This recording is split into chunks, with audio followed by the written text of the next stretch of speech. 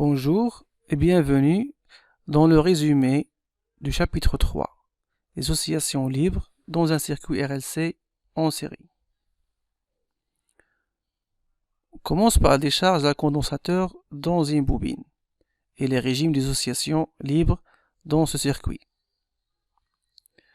Pour mettre en évidence les différents régimes des oscillations, on a besoin de ce montage. Dans ce montage, on a un interrupteur de deux positions. La position 1 va servir à charger le condensateur via un générateur de tension E. Après la charge totale du condensateur, on va le décharger dans le circuit numéro 2 où on a une bobine d'inductance L et de résistance interne R et un conducteur ohmique de résistance R'.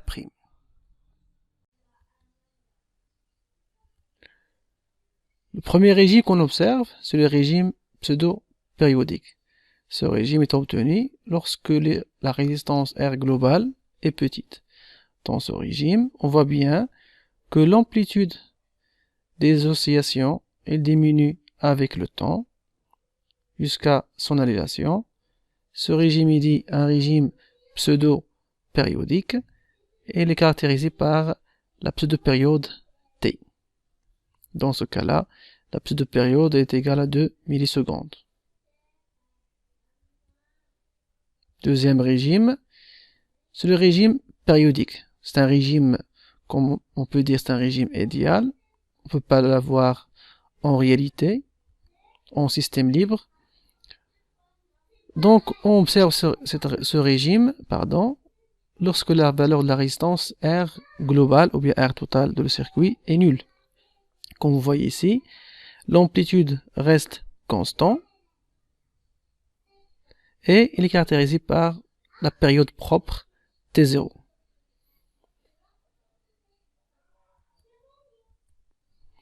Pour le régime apériodique, il n'y a pas d'oscillation. Ce régime est obtenu lorsque R est grande.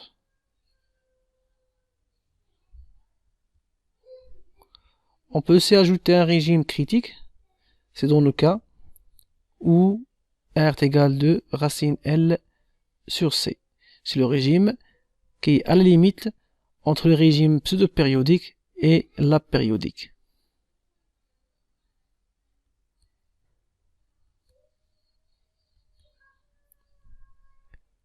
Donc, d'après ces observations, on peut dire que la décharge d'un condensateur chargé dans un circuit RLC conduit à des oscillations libres amorties.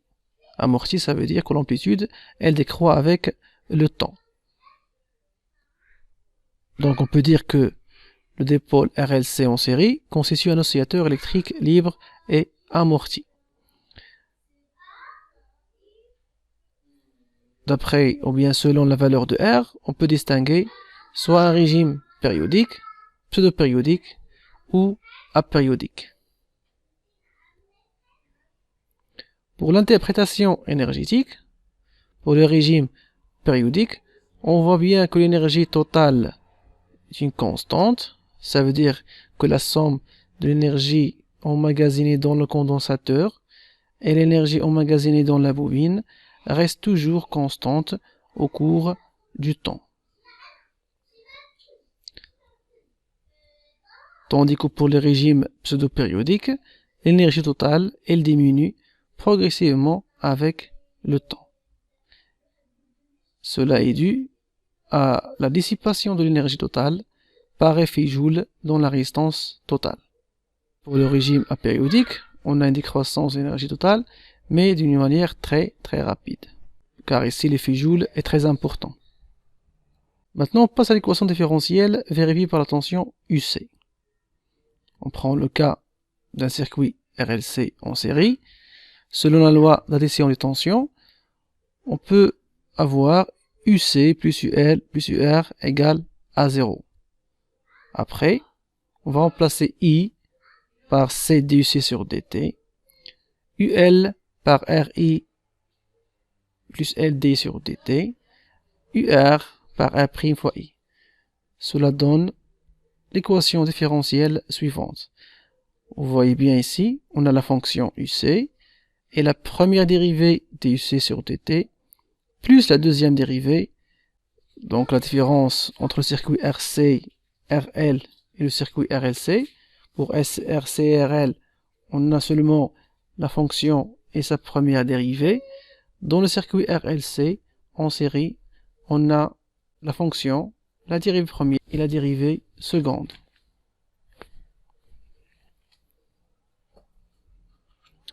On peut aussi avoir la même équation différentielle utilisant la charge Q. Donc voici l'équation différentielle vérifiée par la charge, deuxième dérivée de Q, plus R sur L, première dérivée de Q, plus Q sur LC égale à 0. De même, si on visualise les variations, ou bien on trace les variations de la charge en fonction du temps, on va retrouver le régime pseudo-périodique.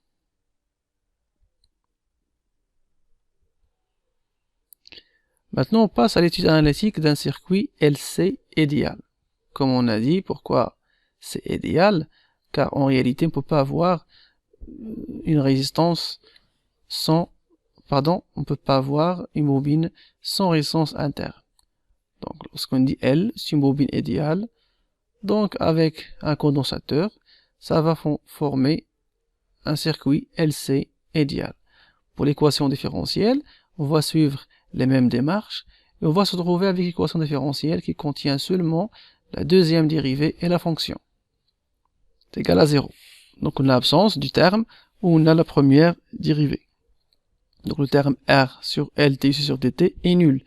C'est le terme qui est responsable des amortissements, puisque dans le cas de LC idéal, on n'a pas d'amortissement.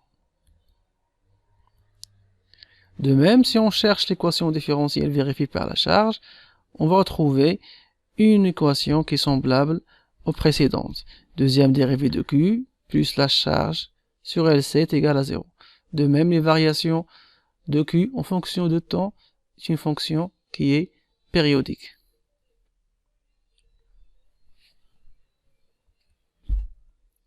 Pour la solution de l'équation différentielle, est sous la forme UC est égal à Umax cosinus de pi sur T0t plus phi. Avec Umax, c'est l'amplitude des oscillations, elle est mesurée en volts. T0, la période propre des oscillations mesurée en secondes. De pi sur T0t plus phi, c'est la phase à l'instant t en radians. Et phi est la phase à l'origine des dates en radians aussi. Parfois, on peut mettre de pi sur T0 est égal à oméga 0 pour simplification. Et on va l'appeler la pulsation propre. L'unité c'est en radians par seconde.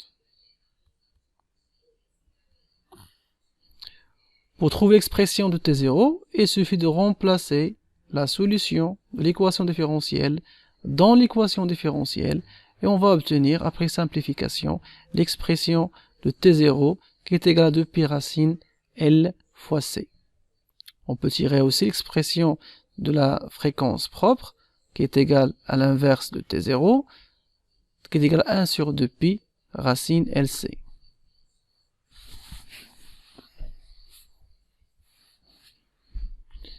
Cette expression peut être homogène au temps, donc par un simple analyse dimensionnelle, on peut facilement prouver que T0 est là une dimension temporelle. Donc elle est mesurée en secondes. Donc comme remarque, lorsque l'amortissement est assez faible, la pseudo-périodicité des oscillations est presque égale à la période propre T0 d'un oscillateur non amorti. On peut écrire que la pseudo-période est égale à la période propre qui est égale à 2 pi racine LC. Maintenant on passe au transfert d'énergie entre le condensateur et la bobine. On commence par l'énergie dans un circuit LC idéal. Donc comme on a dit, l'énergie totale est la somme d'énergie électrique plus l'énergie magnétique. On peut démontrer que la dérivée de cette énergie totale est égale à 0 dans le cas d'un circuit LC idéal, ce qui signifie que l'énergie totale est constante. Maintenant, pour l'énergie dans un circuit RLC en série, on peut faire la dérivée de même, la dérivée de total par rapport au temps. On va retrouver que la dérivée est égale à moins RI au carré, qui signifie deux choses.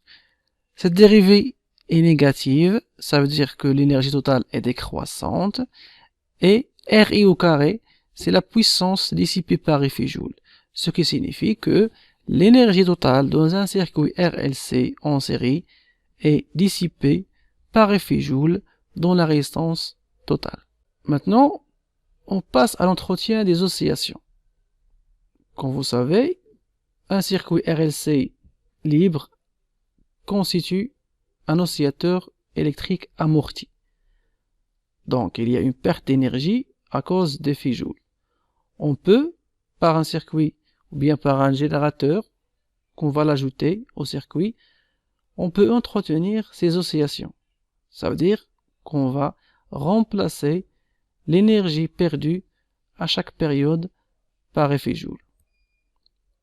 Donc on va utiliser un générateur qui va se comporter comme un conducteur ohmique de résistance négative.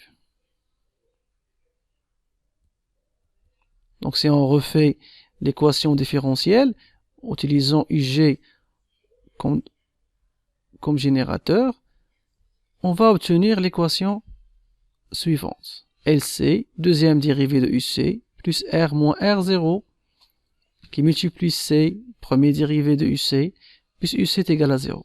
Donc pour retrouver l'expression, ou bien l'équation différentielle d'un circuit LC idéal, il faut que le terme R moins R0 fois C fois la première dérivée soit nul. Ça revient à dire que il faut avoir une valeur de R0 qui est égale à R. Donc si on prend R0 est égal à R, l'équation différentielle devient comme l'équation de régime périodique, et dans ce cas, la solution est sinusoïdale et l'expression de T0 est de pi racine LC. Et merci pour votre attention.